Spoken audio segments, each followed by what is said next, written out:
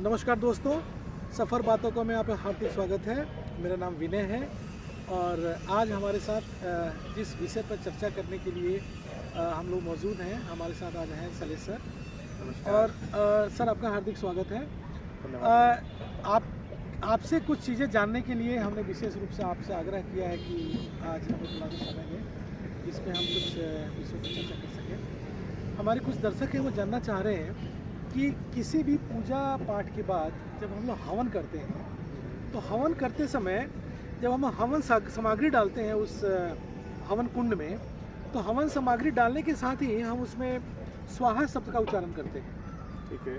तो इवन मेरे दिल में भी और मेरे मन में भी हमारे दर्शकों के साथ साथ जानने की इच्छा थी। कई सालों से हवन करते हैं और शायद ये करते हुए आए हैं, लेकिन कभी सोचा नहीं कि स्वाहा शब्द का उच्चारण क्यों किया जाता है।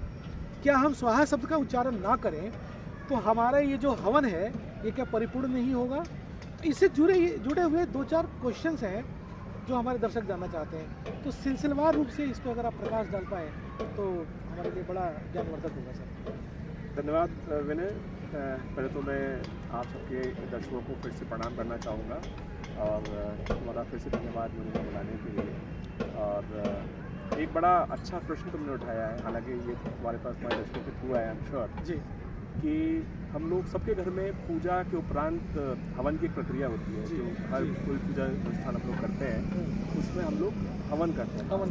उसमें अग्नि में हम लोग हवन सामग्री डाली जाती है, उसमें कोई लकड़ियाँ होती हैं, घी होती है और कुछ हवन सामग्री, कपूर होता है। पंडित जी मंत्रोच्चार करते हैं, उनके बेस पे हम लोग उसमें सामग्री डालते हैं और लास्ट में स्वाहा बोलते हैं। जी, तो हम लोग सब लोग स्वाहा तो बोल रहे होते हैं। हाँ, तुम सब बोल रहे हो तो हम भी बोल रहे हैं। बट आज तक कोई ये पूछता नहीं है कि स्वाहा क्यों बोल रहे हैं। तो मंत्र बोल रहे हैं तो मंत्र चलो देवताओं का आह्वान मंत्र तो पंडित जी जो करा रहे होते हैं या जो वो बोल रहे होते हैं, लास्ट में स्वाहा बोला जाता है और पंडित जी की तरफ से डायरेक्शन होता है कि डालने के साथ ही बोलिएगा स्वाहा। करेक्ट। तो हम बस उन्होंने इंस्ट्रक्शन दिया और हम लोग उसको फॉलो कर रहे हैं। जी, लेकिन एक्चुअली स्वाहा क्यों बोल रहे हैं उसके बारे में ना लोग पूछते हैं ना उसका कोई जवाब देता है और बस हम लोग चीज़ फॉलो करे आ रहे हैं तो करे आ रहे हैं।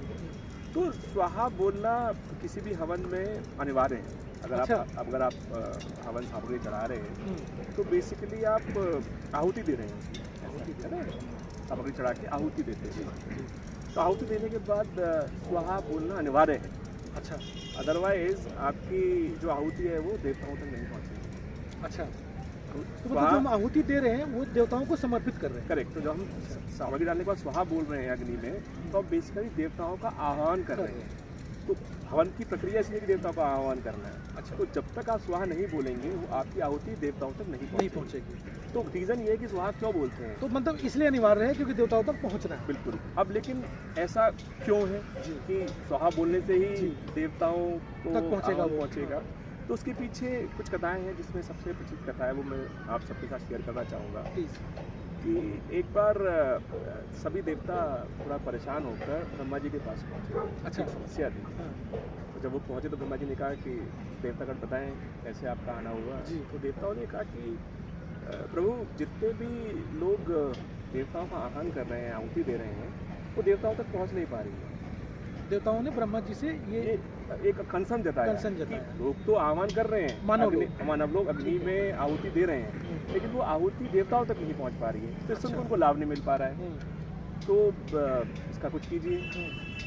तो ब्रह्मा जी ने सोचा और सोच के भगवान श्री कृष्ण से उसके बारे में सलाह मांगी, बेसिकली उनसे मदद। ब्रह्मा जी ने ठीक है। तो उन्होंने कृष्ण जी से इस पर मदद मांगी। तो कृष्ण जी ने उन्हें सुझाव दिया कि आप एक काम कीजिए, आप प्रकृति का आह्वान कीजिए। प्रकृति मतलब नीचे उनका ध्यान लगाइए। अच्छा, हाँ। तो कृष्ण भगवान ने ब्रह्मा जी को ये परामर्श सुझाव दिया कि भाई इसका रास्ता वहाँ से निकलेगा। तो आप जाके आप काम कीजिए, प्रकृति का ध्यान लगाइए। तो ब्रह्मा जी ने प्रकृति की उपासना की और कठिन उपासना की। उसके फलस्वरूप प्रकृति प्रकट हुई, खुश होकर उससे, उनकी भक्ति से खुश होकर। और उन्होंने ब्रह्मा जी को बोला कि वरदान मांगिए, आपने मेरी इतनी पूजा की है, उसके पीछे तो उद्देश्य रहा होगा, तो आप उसके लिए वरदान मांगिए। तो ब्रह्मा जी ने अपनी समस्या प्रकृति को बताई कि देवताओं का एक कंसर्न है कि जो आहुति डाली जा रही है वो देवताओं तक नहीं पहुँच पा रही है। और क्योंकि अग्निदेव उन सारी आहुतियों को भस्म करने में अकेले नहीं कर पा रहे हैं, नहीं कर पा रहे, असफल हो रहे हैं। असफल हो रहे हैं, तो इसलिए वो वहाँ तक नहीं पहुँच रहे। इसलिए आप अग्निदेव की दाहिका शक्ति बन जाइए, दाहिका शक्ति, दाहिका शक्ति बन अग्निदेव की। अग्निदेव की, ताकि उसको हेल्प हो जाए। दाहिका शक्ति बनने से एक तरह से डबल पावर हो जाएगी बेसिकली, अच्छा, और वो आहुति देवताओं तक पहुँच पाएंगे। अच्छा, और जब आप दाहिका शक्ति बन जाएंगी तो जितनी भी आहुतियाँ होंगी वो सभी देवताओं तक पहुँच पाएंगी, और जो अनुष्ठान हो रहा है वो भी सफलपूर्वक। करेक्ट। तो जो भी लोग आहुति डालेंगे अग्नि में, वो आपके दाहिका शक्ति होने के कारण देवताओं तक पहुँचने में सफल हो। तो जब उन्होंने ये वर मांगा तो इससे प्रकृति थोड़ा खुश नहीं हुई। अच्छा, क्योंकि वो सिर्फ श्री कृष्ण की भक्ति करना चाहती है, अच्छा, उन्हीं के साथ रहना चाहती है। अच्छा, तो उन्होंने थोड़ा इसमें से थोड़ा असहमति जताई, और उसके लिए उन्होंने भगवान श्री कृष्ण की आराधना की, प्रकृति ने। अच्छा, क्योंकि वो इससे सहमत नहीं थी। सहमत अब नहीं थी। उसको मना करना है तो उन्होंने उसका रास्ता ही ढूंढा कि भगवान श्री कृष्ण की आराधना करते हैं। तो उन्होंने भगवान श्री कृष्ण की भक्ति करी, उनकी पूजा अर्चना करी, खुश होकर भगवान श्री कृष्ण प्रकट हुए, और उन्होंने प्रकृति को बोला कि आपकी समस्या मुझे पता है, तो आप एक काम कीजिए कि क्योंकि आप मेरे साथ रहना चाहती हैं, तो मैं वराह जन्म में आपका प्रेमी बनूँगा, आप मेरी प्रेमिका बनेंगी। अच्छा, ठीक है, और इसलिए आपको इस बात में मतलब कोई परेशानी होनी नहीं चाहिए कि आप मेरे साथ नहीं रह पाएंगे। तो हमारा तो एक साथ रहेगा। तो एक काम कीजिए और साथ में आप अग्निदेव से शादी भी कर लीजिए। अच्छा, तो ऐसा सुनने पर प्रकृति मान गई, और उन्होंने एक राजा के घर में स्वाहा के रूप में जन्म लिया। स्वाहा के, अच्छा, प्रकृति ने, अच्छा, स्वाहा के रूप में जन्म लिया। और राजा प्रजापति थे, दक्ष प्रजापति थे, उनके घर में स्वाहा के रूप में जन्म लिया। अच्छा, अच्छा, और वहाँ वो पहले बढ़ने लगी। फिर अग्निदेव ने स्वाहा की आराधना की। अच्छा, अग्निदेव ने स्वाहा की आराधना की, और फिर बाद में दोनों का विवाह हो गया। अग्निदेव से स्वाहा का विवाह हुआ। बिल्कुल। ओके। और कृष्ण जी ने स्वाहा प्रकृति को ये भी बोला था कि जब भी कोई पूजा अर्चना होगी और उसमें स्वाहा बोले बिना कोई भी आहुति देवताओं तक नहीं पहुंचेगी, सफल। तो ये अनिवार्य हो जाएगा कि लोग स्वाहा बोलें। तो उस दिन से ये प्रथा शुरू हो गई कि जब जब हमारे घर में कोई हवन होता है, उसमें हम आहुति देते हैं, सामग्री डालते हैं, तो बाद में स्वाहा बोलते हैं।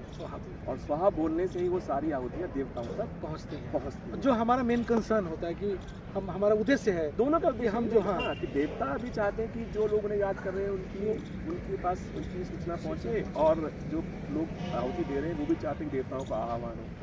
तो क्योंकि श्री कृष्ण ने प्रकृति को ये वर दिया था कि बिना स्वाहा बोले कोई भी आहुति कंप्लीट नहीं होगी, तो उस दिन से प्रचलन बन गया कि जब भी हम कोई यज्ञ करते हैं उसमें स्वाहा आहुति तो सर एक तरह से अगर देखें जो चीज़ आपने बताई, एक तरह से ये प्रकृति ही जो स्वाहा का रूप, जो स्वाहा है, बिल्कुल। तो हम जो भी चीज़ अर्पित कर रहे हैं वो प्रकृति के थ्रू हमारे देवताओं तक जा रही है। बिल्कुल, अग्निदेव और प्रकृति के थ्रू देवताओं तक पहुँचेगी। ऐसे ही है। बिल्कुल, यही तो मतलब जो कुछ समर्पण है वो प्रकृति के से लिया गया है, और प्रकृति को ही समर्पण है उनके द्वारा देवताओं तक। बिल्कुल बिल्कुल बिल्कुल। बहुत बहुत धन्यवाद सर, इतना जिज्ञासु विषय था। और जब से मुझे क्वेश्चंस आए सोशल मीडिया के माध्यम से, तो मैंने काफ़ी R&D किया, तो सोचा कि आपसे अब उपयुक्त कौन हो सकता है इस विषय पर चर्चा करने के लिए, और आपने इतना मतलब बड़ा सरल शब्दों में इस चीज़ को बताया, इसलिए आपका बहुत बहुत धन्यवाद। आशा है सबको ये जो बिल्कुल, हाँ, जो चीज़ें शेयर की हैं उनसे उनको थोड़ा लाभ मिलेगा और आइडिया लगेगा कि, और बाकी जब ये जानकारी यहाँ से आप ले रहे हैं, तो मैं तो ये सबसे आग्रह करना चाहूँगा कि ये जानकारी आगे लोगों तक शेयर करें। पहले पूछे लोगों से, अपने साथ के लोग जो वहाँ पे हवन में बैठे हुए और स्वाहा बोले, उनसे पूछे कि भाई स्वाहा बोल क्यों रहे हो। अपने पंडित जी से पूछिए जो ये हवन आपके पंडित शायद बता पाए, लेकिन जो साथी लोग बैठे हैं उनसे जरूर पूछे कि ये स्वाहा क्यों बोल रहे हैं। तो होपफुली मुझे ऐसा लगता है शायद 95% या 98% लोगों को नहीं पता है, तो लोगों को एजुकेट भी करें। बिल्कुल, उनको बताएं कि ये हमारा दायित्व भी बनता है। बिल्कुल बिल्कुल। और ऐसी सनातन का प्रचार करते रहें, प्रचार करते हैं, ताकि लोग ज़्यादा से ज़्यादा एजुकेट हो सके।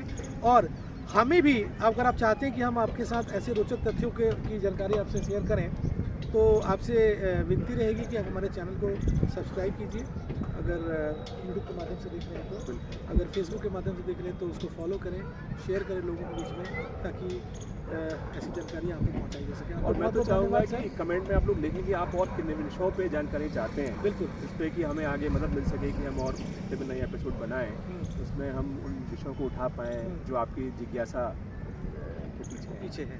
तो कमेंट करके जरूर बताएं। बाकी फिर से आप लोग का एक बार धन्यवाद। मिलते हैं जल्दी आपसे किसी नए विषय पर चर्चा करते हुए, तब तक बहुत बहुत धन्यवाद।